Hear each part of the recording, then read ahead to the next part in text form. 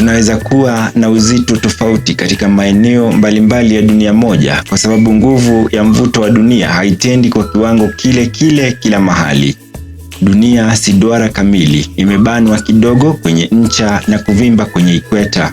Hali hii husababisha watu walioko karibu na ikweta kuwa mbali kidogo na kitovu cha dunia, hivyo mvuto wanaopata huwa mdogo ukilinganisha na walioko karibu na ncha. Zaidi ya hayo, dunia inapozunguka mhimili wake hutokeza nguvu ya nje inayopunguza uzito wetu, athari ambayo huonekana zaidi katika maeneo ya ikweta. Pia, mtu akiwa katika maeneo ya juu kama vile milimani huwa mbali zaidi na kitovu cha dunia, jambo linalosababisha mvuto kupungua na hivyo uzito wake huwa mdogo kidogo. Vilevile, uzito wa dunia haujasambazwa kwa usawa. Tofauti za msongamano wa miamba, bahari na miundo ya chini ya ardhi huathiri kwa kiwango kidogo nguvu ya mvuto katika maeneo tofauti.